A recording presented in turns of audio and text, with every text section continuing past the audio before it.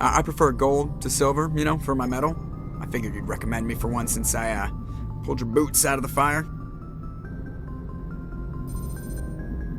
If we present you with a medal, you'll end up sitting on stage listening to politicians make speeches for a couple of hours. That's a good point. They'd probably make me shave, too. I spent the last 7 weeks working on this baby. No medal's worth that. So, Commander, why don't you tell me why you're really here?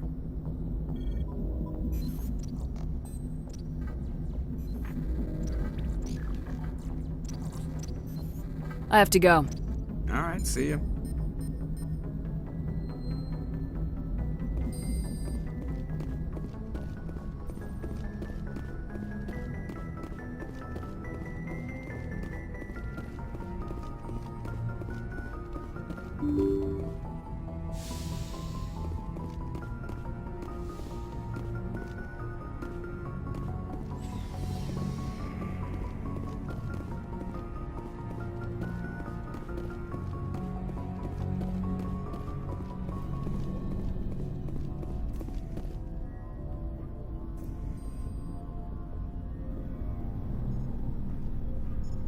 Commander, do you have a minute? I always make time for my officers. Off the record, I think there's something wrong here. This Saren is looking for records on some kind of galactic extinction, but we can't get backup from the Council? Sorry, Commander. There's writing on the wall here, but someone isn't reading it. The Council doesn't want to believe anything's wrong. I'd call it human nature, but... I hear you. It just seems like a group that's been around as long as the Council should see this coming. I mean, it's funny, we finally get out here, and the final frontier was already settled. And the residents don't even seem impressed by the view. Or the dangers.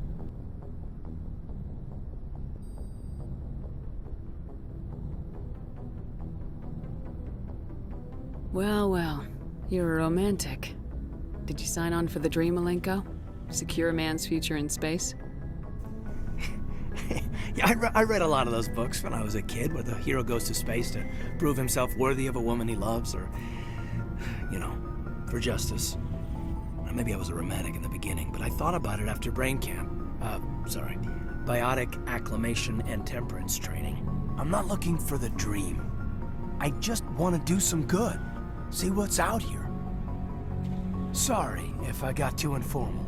Protocol wasn't a big focus back in Bot. Tell me about it. Biotic acclimation and temperance didn't last past the airlock. To the kids they hauled in, it was brain camp. Sorry, hauled in is unkind.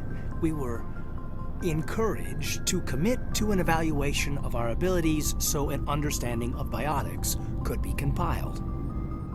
There are worse results of accidental exposure to element 0 in the womb. Beats the brain tumors some kids grew up with. Is there some question about how you were exposed? My mother was downwind of a transport crash. It was before there were human biotics, a little after the discovery of the Martian ruins. It only gets iffy around 63 when Kinetics was running out of first-gen subjects. Until then, they'd relied on accidentals. A bunch of guys in suits show up at your door after school, and next thing you know, you're out on Jump Zero.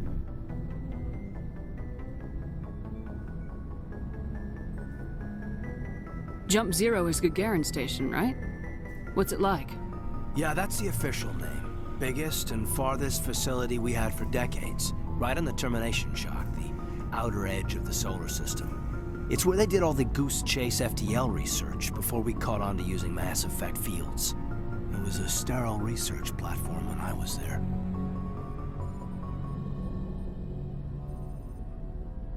There were other kids in the same boat, right? At least you weren't alone out there. That's true. We did have a little circle that'd get together every night before lights out. We didn't have much to do, though. It was a research platform then, and Kinetics kept Jump Zero off the extranet to prevent leaks. Then you must have had plenty of time to get to know each other. Yeah, we'd sit around and bull every night after dinner, play cards or network games.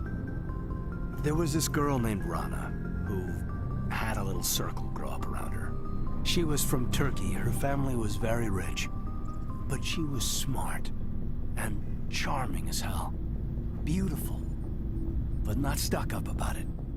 Like you, I guess. Ma'am.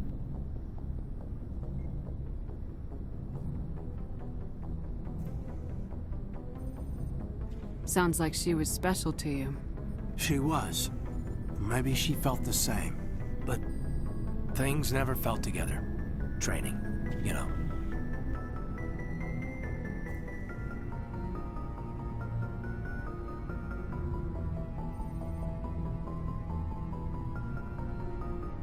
You know of any intentional exposures for certain? No one knows. Doesn't mean they didn't happen. As big as the exposures were, it was hard to track down accidentals. It was different then. No one knew the potential, so there wasn't a lot of regulation. Anything kinetics did was gold. I'm not saying they intentionally detonated drives over our outposts, but in retrospect, they were damn quick on the scene. Jump Zero's a long way from home. What was it like? The grand gateway to humanity looks a lot better in the vids. Anyway, this was supposed to be a casual debrief, not a bull session about stuff that happened years ago. We have to depend on each other in combat. I like knowing what kind of man I have at my back. I understand, ma'am. I won't let you down. You, make a habit of getting this personal with everyone? Of course, but I don't enjoy it with everyone. We'll talk again later. I'll need some time to process that, Commander. But, yeah, I'd like that.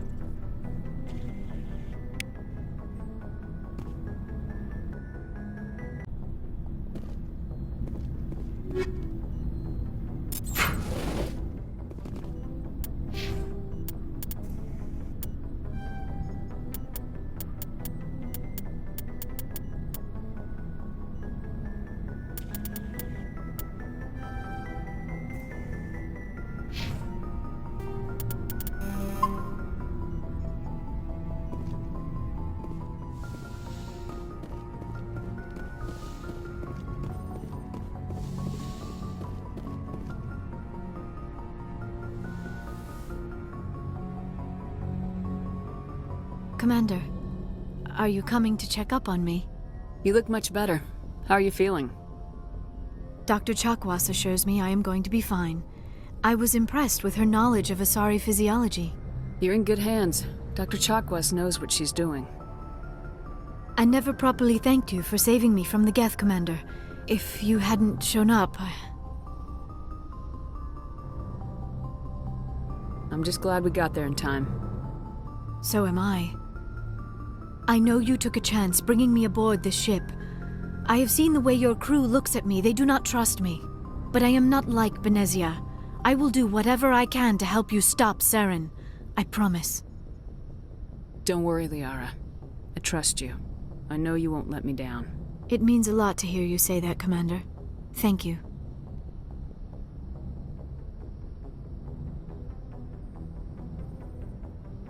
Tell me about yourself, Liara. Me? I am afraid I am not very interesting, Commander.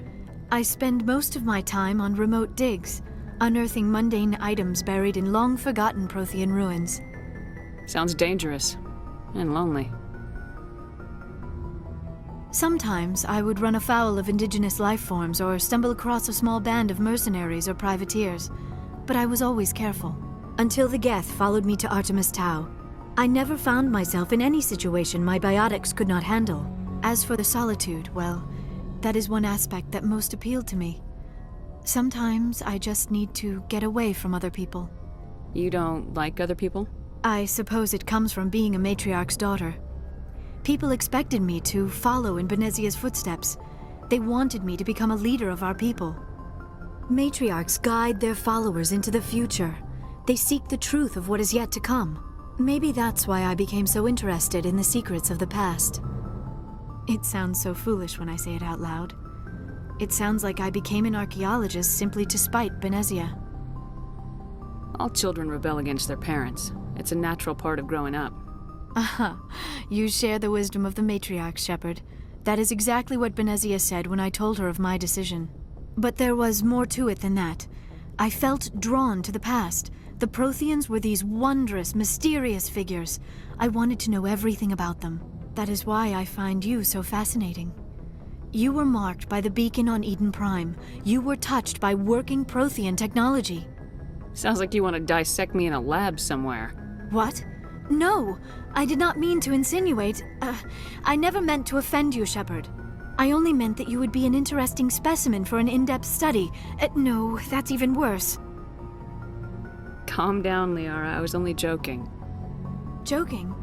Oh, by the goddess, how could I be so dense? You must think I am a complete and utter fool. Now you know why I prefer to spend my time in the field with data disks and computers. I always seem to say something embarrassing around other people. Please, just pretend this conversation never happened. Do you know why Benezia joined up with Saren? I don't understand it.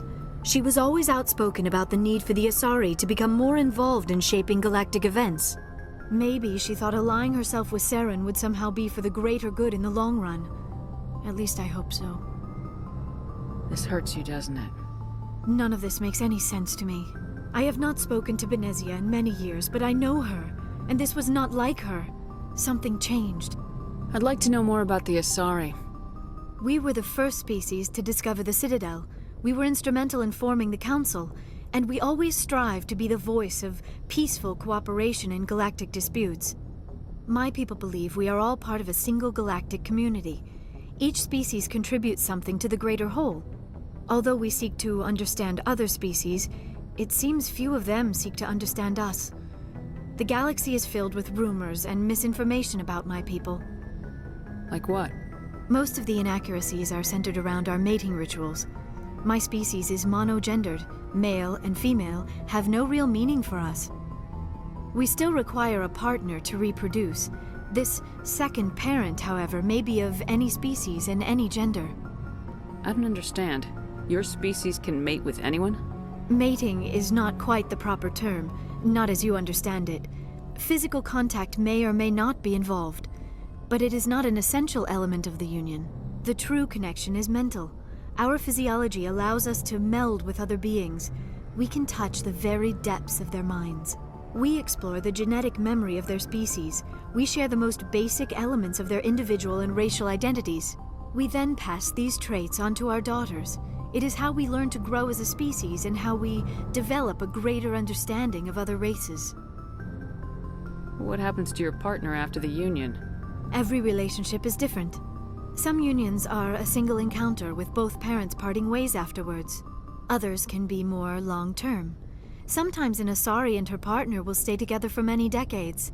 Do you know who Matriarch Benezia chose as her partner? She rarely spoke of her partner. Though I know my father, if you want to use that term, was another Asari.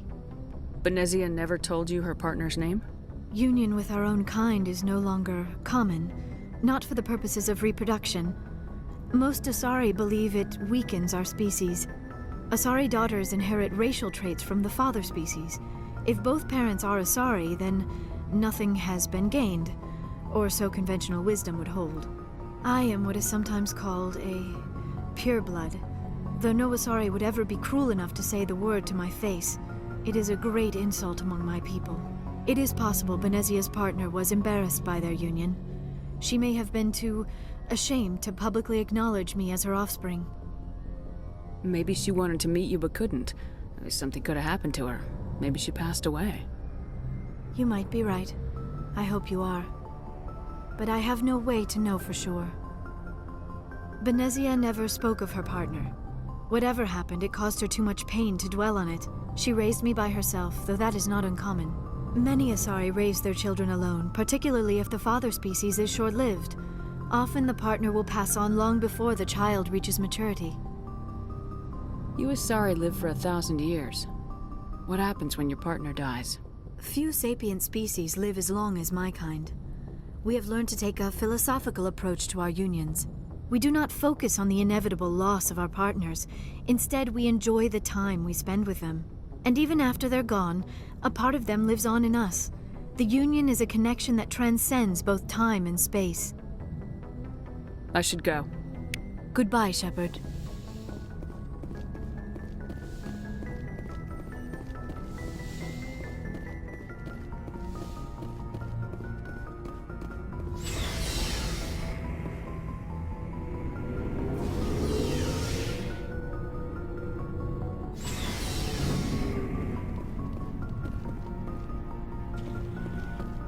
So, we've got Saren on the run. It won't be long now. Saren's good, but I'm better. Good. He's rotten. To the core. I could tell as soon as I met him. Why didn't you tell me this sooner? I would've if I thought it was important. I think I'd like to hear about it just the same. This was a while ago. A bunch of mercs were bragging about a job out near the edges of the Terminus systems. They said it paid well and the boss was never around to ride them. They said he was looking for more men, too. So I checked it out. I didn't know Saren was openly recruiting mercs. It wasn't that open, and he only showed his face once. We'd been raiding ships in the area for months when we took out this massive cargo freighter. Our biggest haul yet. I was on board checking bodies for valuables, looking for some extra credits. That's when I saw him. What did Saren want with the ship? I don't know what he wanted. He was just moving through the ship, watching. A couple of the mercs called him by name, but he never spoke to them. Never spoke to anyone. I had a really bad feeling about him, so I got the hell out. Didn't even wait to get paid. What kind of cargo was the freighter carrying? What was Saren after? I don't know. All I saw on that ship was food and medical supplies. There were some basic weapons, but nothing big. If there was anything of value on that ship, I didn't see it. That's why I didn't mention it sooner. Whose ship was it? It was a Volus trading vessel. Big one. Lots of guards. But they were no match for us.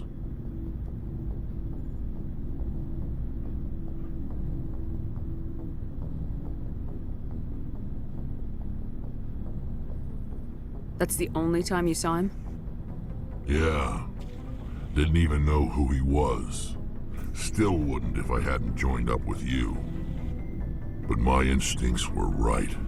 Every other merc on that mission turned up dead within a week. Every damn one.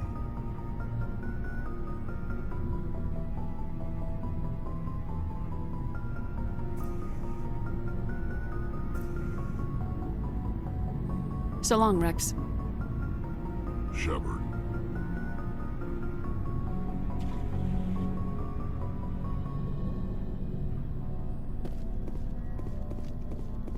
Commander? What's your opinion of the last mission? Not sure I buy Dr. Tassoni's story about her and her mom not talking. They're family, right?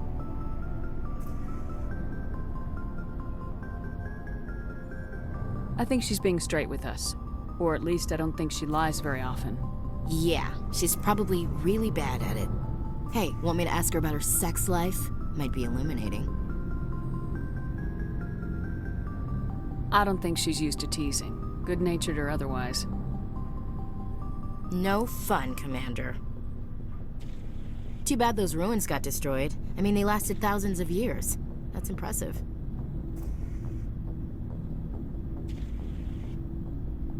Do you have a few minutes to talk? One-on-one? Sure. I was hoping to get a minute of your time off the record.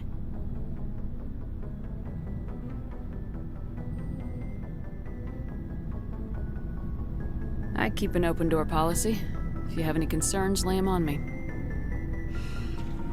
All right. I know things are different aboard the Normandy, but I'm concerned about the aliens, Vicarian and Rex. With all due respect, Commander, should they have full access to the ship? They may not serve the Alliance, Chief, but they're allies. At least as far as Saren goes. This is the most advanced ship in the Alliance Navy. I don't think we should give them free rein to poke around the vital systems. Engines, sensors, weapons.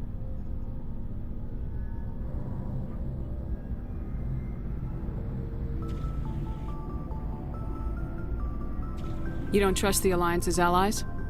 I'm not sure I'd call the Council races allies.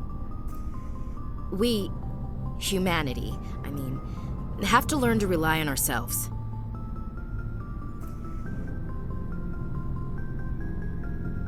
Standing up for ourselves doesn't mean standing alone. I don't think we should turn down allies. I just think we shouldn't bet everything on them staying allies. As noble as the council members seem now, if their backs are against the wall, they'll abandon us.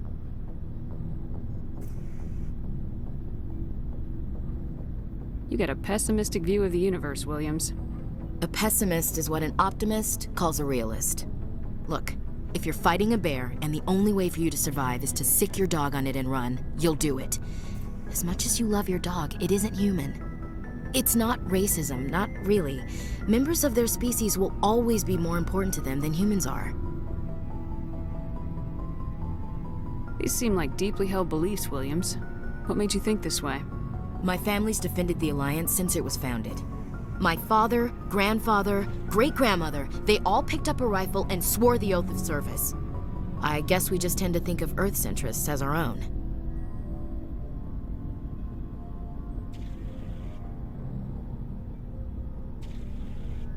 It doesn't sound like you've worked with aliens before. No, ma'am. Mainly I've been groundside, part of the surface garrison forces. I did get a rotation on a space station for training. Every Marine a rifleman, every rifleman ZG certified. That's odd. Your record is spotless and your technical scores are exemplary. You should be serving with the fleet. Anyway, that's why I haven't served with many aliens, Commander. You're lucky. I lost my family on Mindoir. Are you related to anyone I'd have heard of? Couldn't say, Commander. I read about Mindoir. The Alliance screwed the pooch on that one. Should have had a bigger garrison. Is that why you're out here? To take the fight to the pirates? No. The future of humanity is out here. There's so much we haven't seen yet. Yeah. I still remember my first field exercise on Titan. When we hit mud, the reality hit me. I'm the first person who ever stood here. Then my drill instructor kicked me in the ass. I went face first into the muck. He spent the next 5 minutes chewing me out for gold breaking. Don't tell me you had Gunny Ellison. He's the only one who uses that word to describe shirking duty. Oh, Lord. You went to the Macapog boot camp, too? Yeah. Gunny Ellison's still reaming out recruits down there. Kicking ass and using words like inveigle and pusillanimous. All right, I can see where your concerns are coming from, Williams. But this is a multilateral mission. You're gonna have to work with aliens, like it or not. It won't be a problem, Commander. You say jump, I say how high. You tell me to kiss a Turian, I'll ask which cheek. I don't think kissing Turians will be necessary. You never know, Commander. Dismissed, Chief. Ma'am.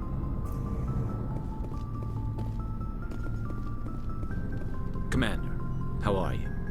Why did you want to be a C-Sec officer in the first place? That's a good question. There were several reasons, I guess.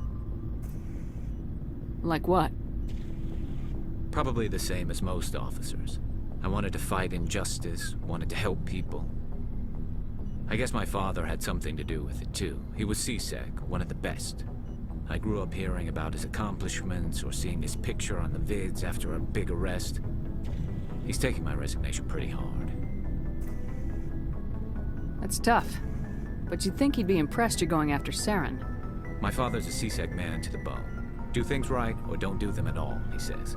He thinks I'm being too rash, too impatient. He's worried I'll become just like Saren. He actually talked me out of becoming a Spectre when I was younger, for the same reasons. You were asked to be a Spectre. Well, I was targeted as a possible Spectre candidate, me and about 1,000 other Turian military recruits. I could have received special training, but my father didn't like it.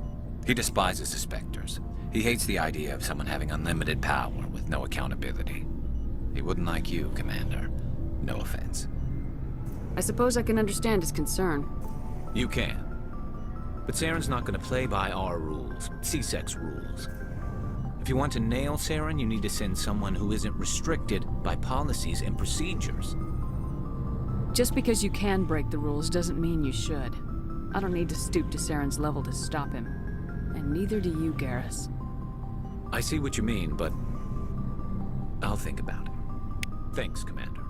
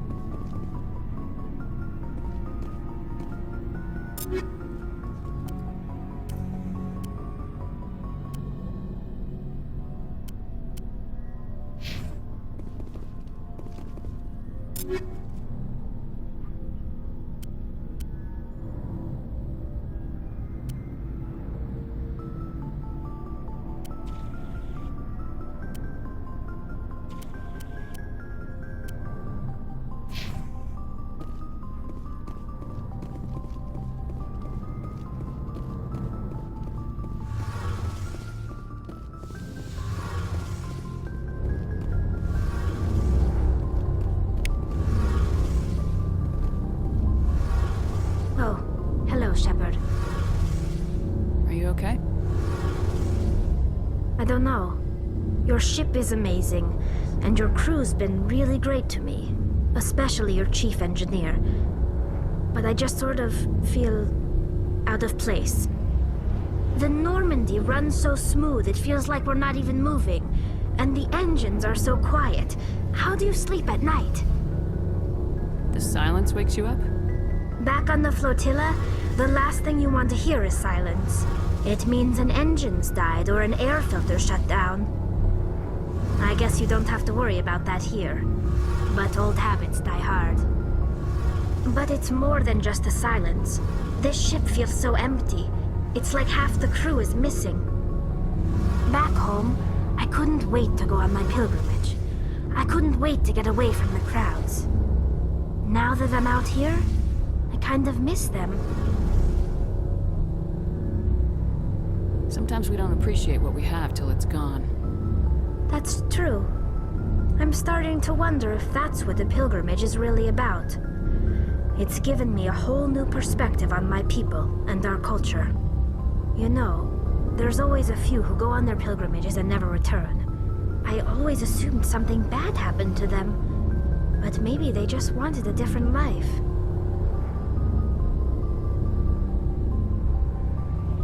You do plan to return to the migrant fleet, right? I could never abandon my people, Shepard. I will go back eventually, but we have to stop Saren first. Otherwise, I might not have a home to go back to.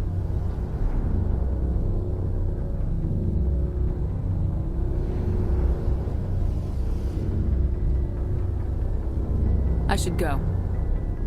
See you later.